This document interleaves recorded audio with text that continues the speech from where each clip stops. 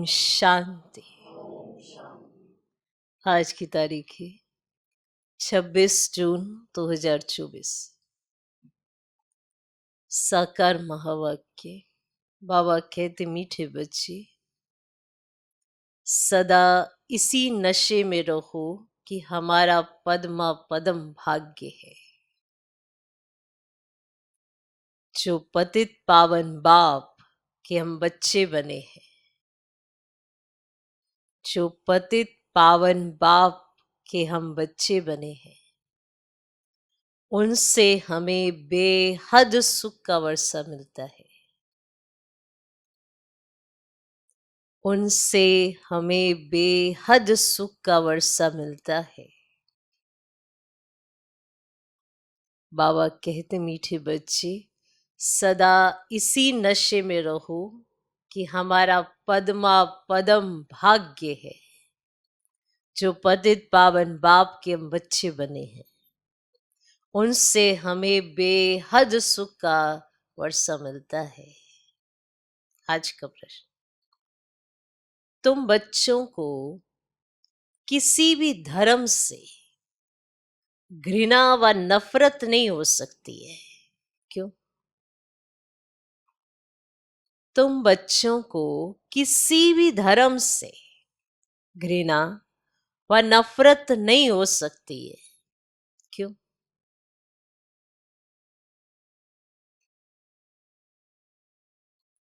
उत्तर, क्योंकि तुम बीज और झाड़ को जानते हो। क्योंकि तुम बीज और झाड़ को जानते हो। तुम्हें पता है यह मनुष्य सृष्टि रूपी बेहद का झाड़ है। इसमें हर एक का अपना अपना पार्ट है।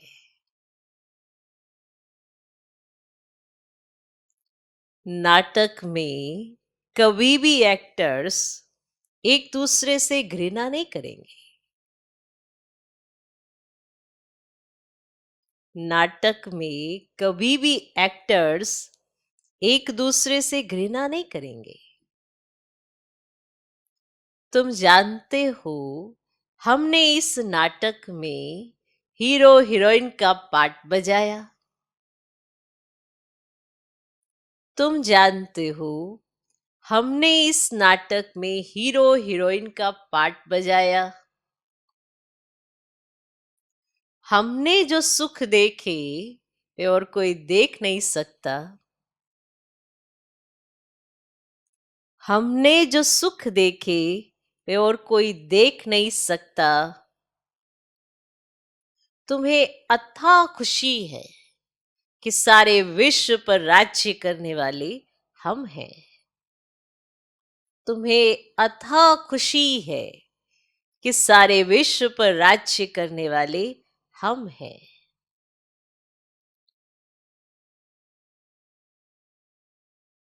तुम बच्चों को किसी भी धर्म से घृणा व नफरत नहीं हो सकती है, क्यों? उत्तर, क्योंकि तुम बीज और झाड़ को जानते हो। तुम्हें पता है यह मनुष्य सृष्टि रूपी बेहद का झाड़ है। इसमें हर एक का अपना अपना पार्ट है। नाटक में कभी भी एक्टर्स एक दूसरे से घृणा नहीं करेंगे। तुम जानते हो, हमने इस नाटक में हीरो हीरोइन का पार्ट बजाया। हमने जो सुख देखे वे और कोई देख नहीं सकता। तुम्हें अथाह खुशी है कि सारे विश्व पर राज्य करने वाले हम हैं। ओम शांति। ओम शांति कहने से ही बच्चों को जो नॉलेज मिली है वे सारी बुद्धि में आ जानी चाहिए। बाप की भी बुद्धि में कौन सी नॉलेज है? यह मनुष्य सृष्टि रूपी झाड़ है, जिसे कल्प वृक्ष भी कहते हैं। उसकी उत्पत्ति, पालना, फिर विनाश कैसे होता है, सारा बुद्धि में आना चाहिए। जैसे वह जड़ झाड़ होता है, यह है चैतन्य। बीज भी चैतन्य है। उनकी महिमा भी गाते हैं। वे सत्य है, चैतन्य है, अर्थात झाड़ के आदि मध्य अंत का राज समझा रहे हैं। कोई भी ऑक्यूपेशन को जानता नहीं। कोई भी ऑक्यूपेशन को जानता नहीं। प्रजापिता ब्रह्मा के ऑक्यूपेशन को भी जानना चाहिए ना। अब ब्रह्मा को कोई याद नहीं करते, जानते ही नहीं। अजमेर में ब्रह्मा का मंदिर है, त्रिमूर्ति चित्र छपाते हैं, उनमें ब्रह्मा विष्णु शंकर है। ब्रह्मा देवताए नमः कहते हैं। अब तुम बच्चे जानते हो, इस समय ब्रह्मा को देवता नहीं कहा जाता है। जब संपूर्ण बने तब देवता कहा जाए। संपूर्ण बन चले जाते हैं सूक्ष्म वतन में।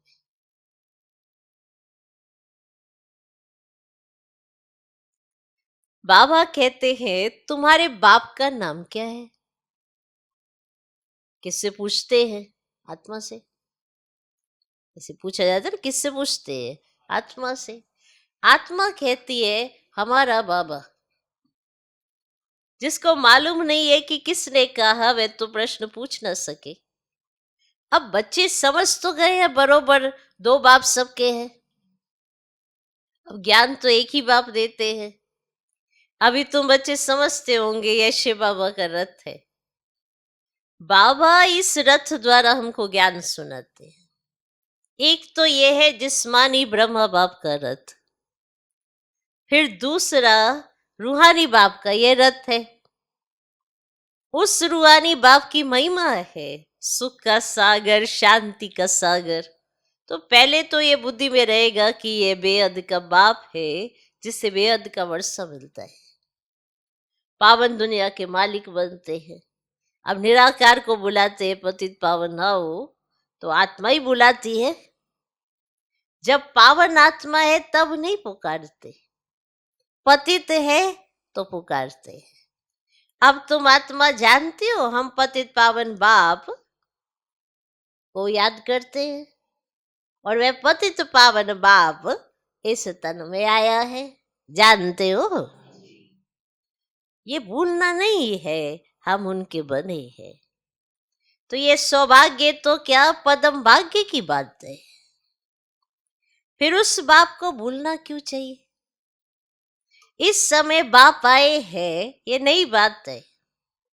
शिव जयंती भी हर वर्ष मनाई जाती है, तो जरूर वे एक बार ही आते हैं। लक्ष्मी नारायण सतयुग में थे, इस समय नहीं है, तो समझाना चाहिए उन्होंने पुनर्जन्म लिया होगा। 16 कला से 12-14 कला में आए होंगे। ये तुम्हारे बिना कोई नहीं जानते। अब सतयुग कहा जाता है नई दुनिया को, वहां सब कुछ नया ही नया है। देवता धर्म नाम भी गाया जाता है। वही देवताएं जब वाम मार्ग में जाते हैं ना, तो फिर उनको नया भी नहीं तो देवता भी नहीं कह सकते। नया भी नहीं कहेंगे जब वो वाम मार्ग में जाएंगे, और देवता भी नहीं कह सकते। कोई भी ऐसे नहीं कहेंगे कि हम उनकी वंशावली के हैं। अगर अपने को उस वंशावली के समझते तो फिर उन्हों की महिमा अपनी निंदा क्यों करते? महिमा जब करते तो जरूर उन्हों को पवित्र और अपने को अपवित्र पतित समझते हैं, और पावन से पतित बनते हैं, पुनर्जन्म लेते हैं। पहले पहले जो पावन थे वही फिर पतित बने हैं। तुम जानते हो पावन से अब पतित बने हैं?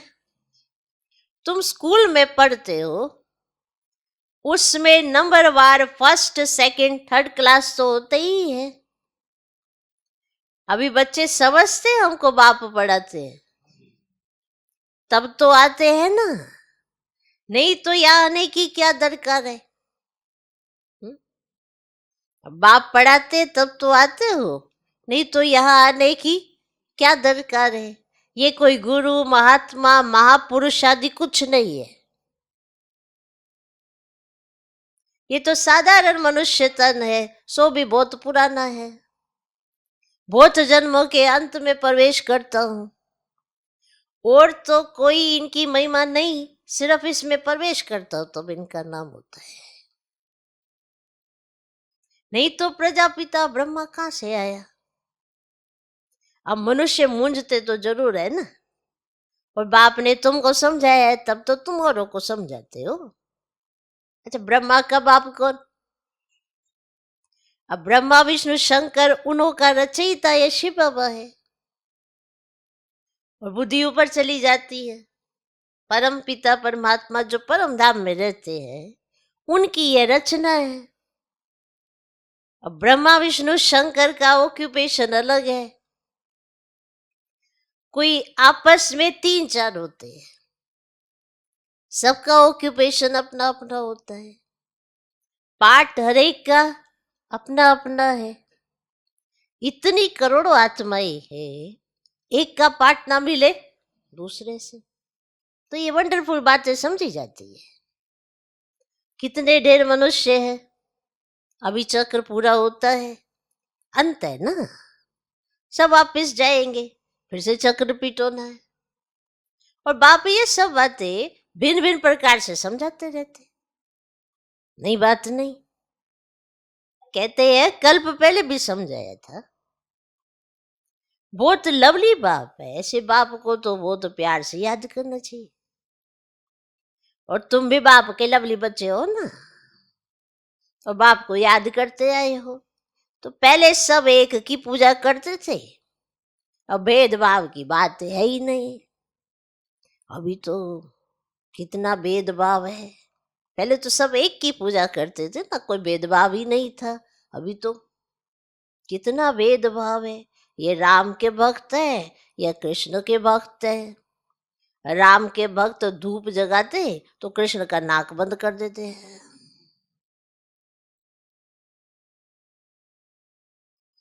ऐसी भी कुछ बातें शास्त्रों में है। वह कहे हमारा भगवान बड़ा, वह कहे हमारा बड़ा, दो भगवान समझ लेते हैं। तो रोंग होने के कारण सब अनराइटियस काम ही करते हैं। बाप समझते बच्चे भक्ति भक्ति है और ज्ञान ज्ञान है, और ज्ञान का सागर एक ही बाप है, बाकी वह सब है भक्ति के सागर। और ज्ञान से सदगति होती है। अभी तुम अजय ज्ञानवान बने हो, तो बाप ने तुम्हें अपना और सारे चक्र का भी परिचय दिया है, जो और कोई दे ना सके। इसीलिए तो बाप कहते ना तुम बचे हो स्वदर्शन चक्रधारी। परम पिता परमात्मा तो एक ही है, और बाकी सब बच्चे ही बच्चे हैं। अब परम पिता अपने को तो कोई कह ना सके। जो अच्छे समझदार मनुष्य है समझते ये कितना बड़ा ड्रामा है। अब इनमें सब एक्टर्स अविनाशी पार्ट बजाते हैं। वह छोटे नाटक तो विनाशी होते हैं, अब यह है अनादि अविनाशी, कभी बंद होने वाला नहीं है। इतनी छोटी आत्मा, इतना बड़ा पार्ट मिला हुआ है, शरीर लेने और छोड़ने का और पार्ट बजाने का। शरीर लिया, शरीर छोड़ना भी है, पर शरीर लेने के बाद पार्ट बजाना और फिर शरीर छोड़ना। कितना बड़ा ड्रामा है। तो ये बात कोई शास्त्र में नहीं है। अगर किसको किसी गुरु ने सुनाया होता तो उनके और भी फॉलोवर्स होते ना, उन्होंने भी तो सुना होता। सिर्फ एक फॉलोवर क्या काम का।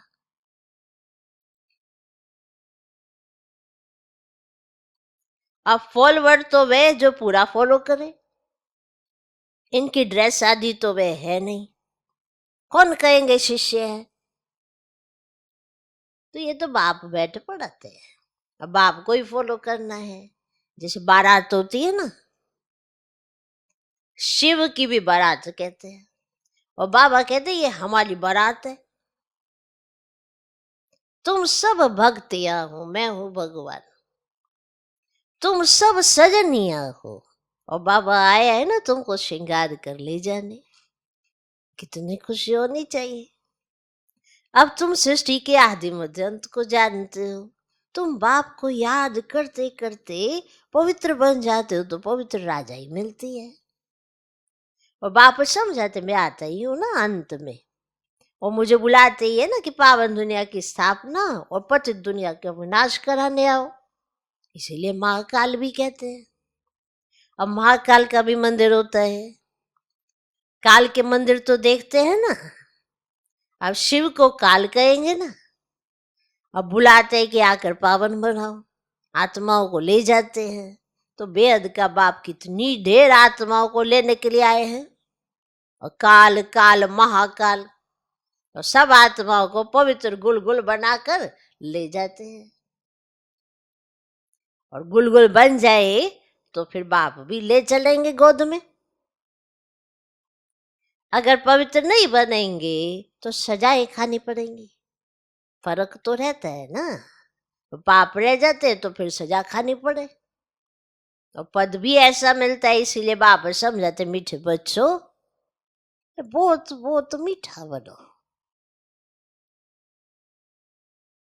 अब श्री कृष्ण सबको मीठा लगता है ना, कितना प्रेम से श्री कृष्ण को झुलाते हैं, और ध्यान में श्री कृष्ण को छोटा देख झट गोद में उठाकर प्यार करते हैं और बैकुंठ में चले जाते हैं। वहां श्री कृष्ण को चैतन्य रूप में देखते हैं। अभी तुम बच्चे जानते हो सचमुच बैकुंठ आ रहा है, हम भविष्य में यह बनेंगे। श्री कृष्ण पर कलंक लगाते हैं वे सब रोंग है। तुम बच्चों को पहले नशा चढ़ना चाहिए। शुरू में बहुत साक्षात्कार हुए थे, फिर पिछाड़ी में बहुत होंगे। ज्ञान कितना रमणीक है, कितनी खुशी रहती है। और भक्ति में तो कुछ भी खुशी नहीं रहती। भक्ति वालों को यह थोड़ी मालूम रहता है कि ज्ञान में कितना सुख है, अब भेंट कर न सके। तुम बच्चों को पहले ये नशा चढ़ना चाहिए। तो ये ज्ञान सिवाय बाप के कोई भी ऋषि मुनि आदि दे नहीं सकते। और लौकिक गुरु तो किसको भी मुक्ति, जीवन मुक्ति का रास्ता बता ही नहीं सकते। तुम समझते हो कोई भी मनुष्य गुरु हो ही नहीं सकता जो कहे हे आत्माओं बच्चों मैं तुमको समझाता हूं। ऐसे कोई कह सकता है? और बाप को तो बच्चे बच्चे कहने की प्रैक्टिस है। जानते ही हमारी रचना है, ये बाप भी कहते मैं सब का रचयिता हूं। तुम सब भाई भाई हो। उनको पाठ मिला है, कैसे मिला है वे बैठे समझाते हैं। आत्मा में ही सारा पाठ भरा हुआ है। जो भी मनुष्य आते हैं 84 जन्मों में कभी एक जैसे फीचर्स मिल ना सके। थोड़ी थोड़ी चेंज होती जरूर है, भले थोड़ी थोड़ी हो पर चेंज जरूर होती है। तत्व भी सतो रजतम होते जाते हैं। हर जन्म के फीचर्स एक ना मिले दूसरे से, ये भी समझने की बातें हैं। बाप रोज समझाते रहते हैं मीठे बच्चे बाप में कभी संशय नहीं लाओ। संशय और निश्चय 2 अक्षर है ना। बाप माना बाप, इसमें संशय तो हो ना सके। बच्चा कह ना सके कि मैं बाप को याद नहीं कर सकता हूं। तुम घड़ी घड़ी कहते हो योग नहीं लगता। योग अक्षर ठीक ही नहीं है। तुम तो राज ऋषि हो, ऋषि अक्षर पवित्रता का है। तुम राज ऋषि हो तो जरूर पवित्र होंगे। थोड़ी बात में फेल होने से फिर राजाई मिल ना सके। छोटी छोटी बातों में फेल हो जाते हैं तो फिर राजाई कैसे मिलेगी? प्रजा में चले जाते हैं, कितना घाटा पड़ जाता है। और नंबरवार पद होते हैं ना, तो एक का पद ना मिले दूसरे से। तो ये बेहद का बना बनाया ड्रामा है, सिवाय बाप के कोई समझा न सके। तो तुम बच्चों को कितनी खुशी होती है, और जैसे बाप की बुद्धि में सारा ज्ञान है ना, वैसे तुम्हारी बुद्धि में भी है। बीज और झाड़ को समझना है, और मनुष्य सृष्टि का झाड़ है। इनके साथ बेनन ट्री का मिसाल बिल्कुल एक्यूरेट है। और बुद्धि भी कहती है हमारा आदि सनातन देवी देवता धर्म का जो थुर था वे तो प्राय लोप हो गया है।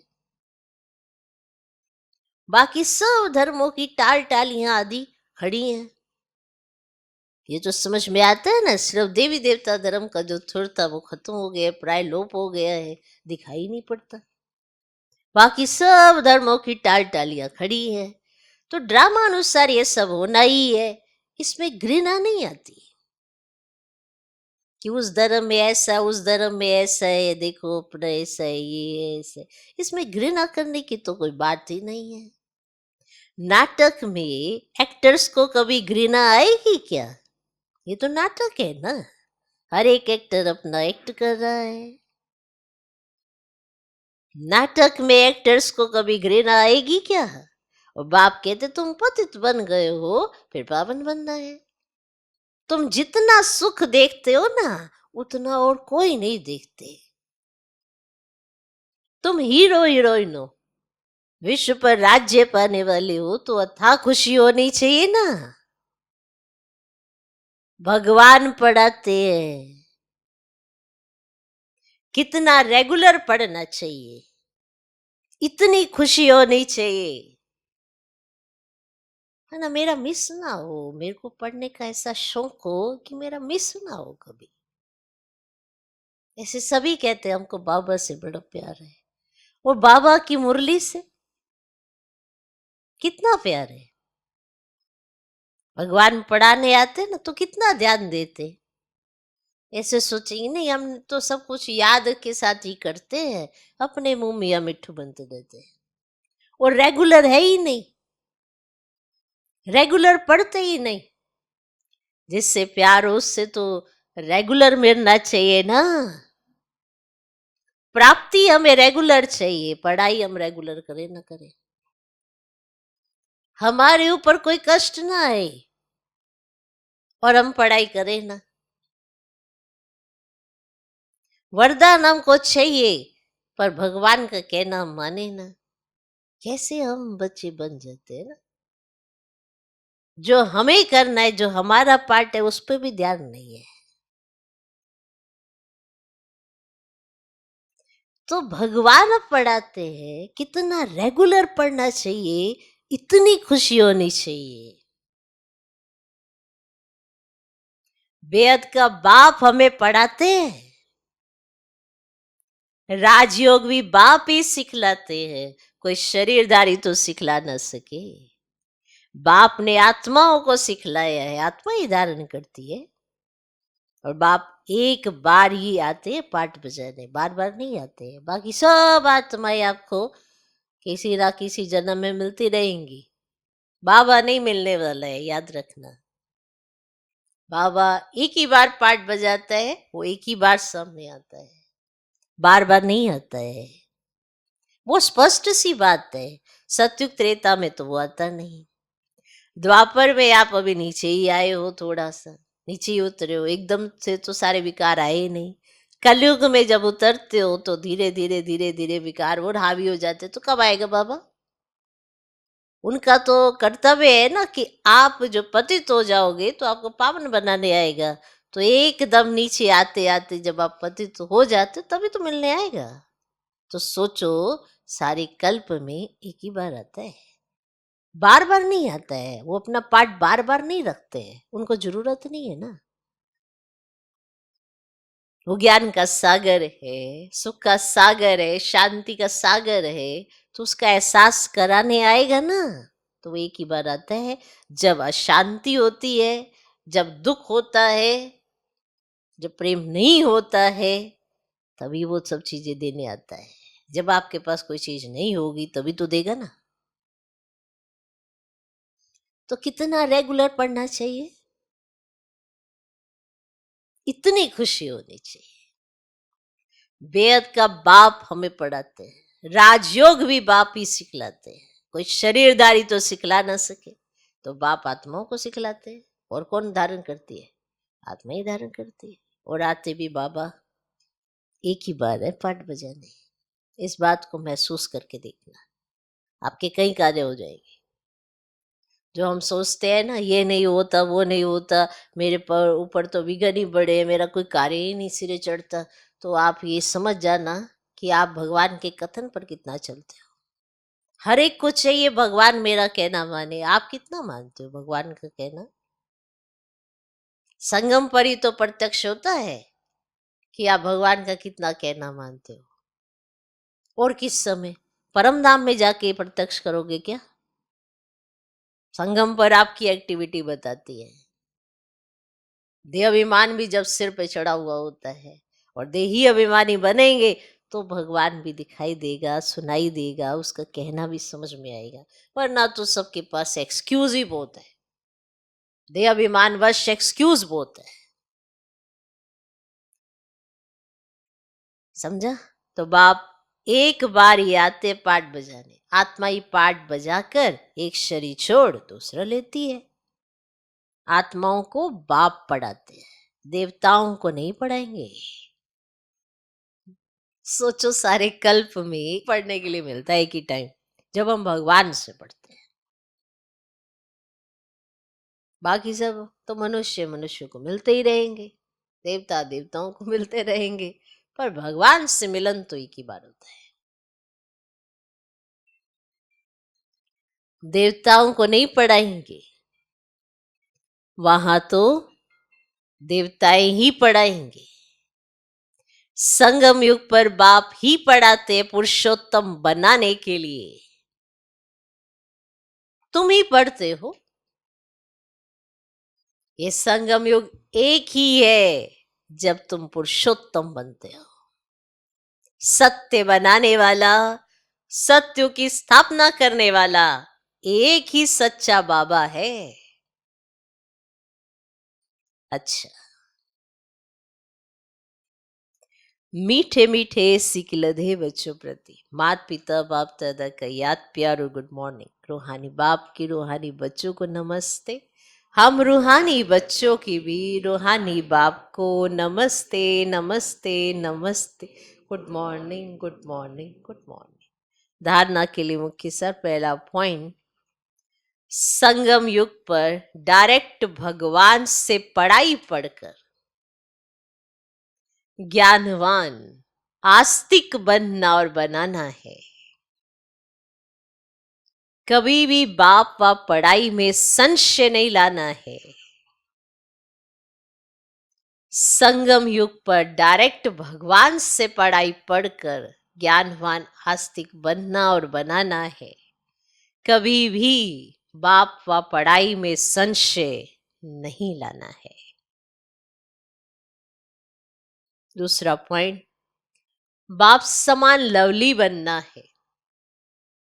बाप समान लवली बनना है। भगवान हमारा श्रृंगार कर रहे हैं, इस खुशी में रहना है। भगवान हमारा श्रृंगार कर रहे हैं, इस खुशी में रहना है।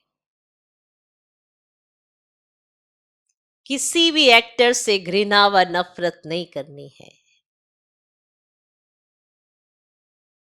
किसी भी एक्टर से घृणा व नफरत नहीं करनी है। हर एक का इस ड्रामा में एक्यूरेट पार्ट है। हर एक का इस ड्रामा में एक्यूरेट पार्ट है।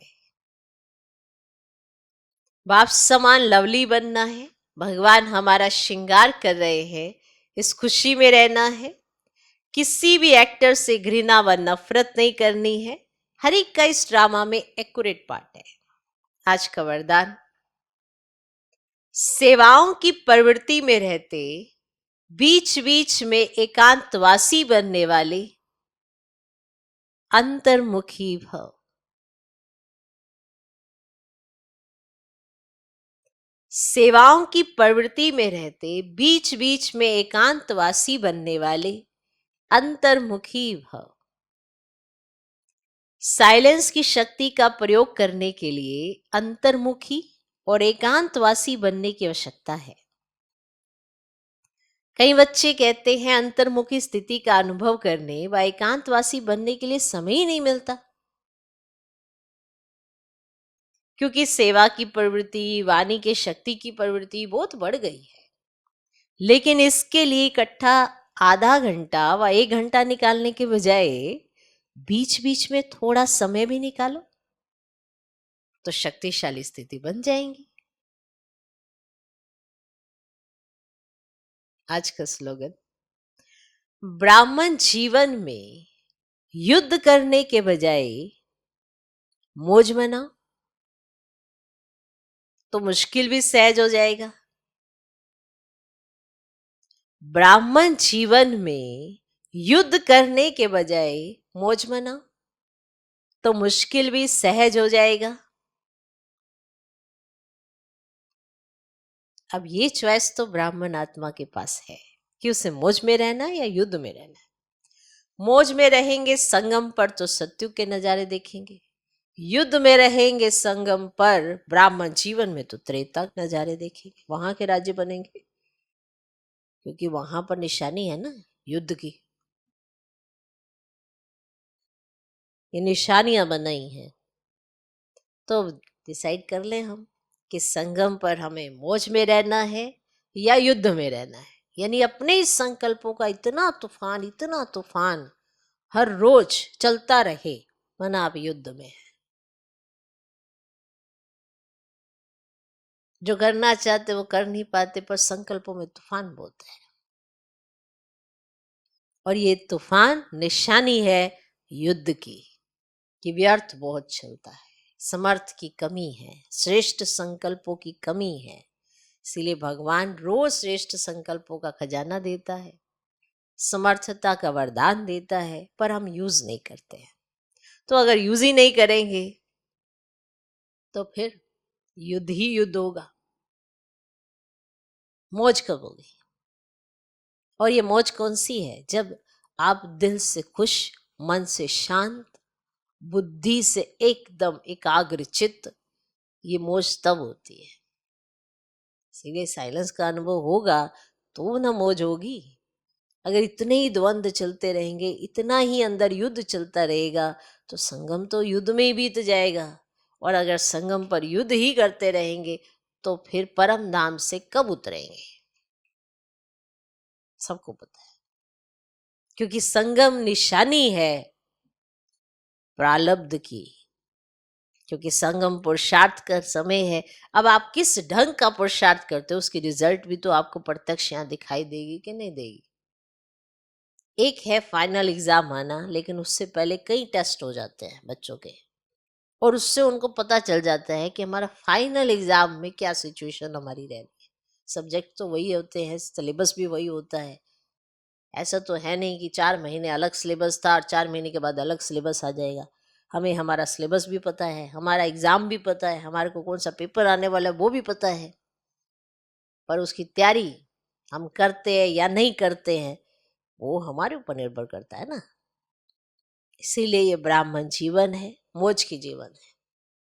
जिसने भगवान के साथ रहना सीख लिया, उसके साथ जीवन बिताना सीख लिया, वो तो मौज में है।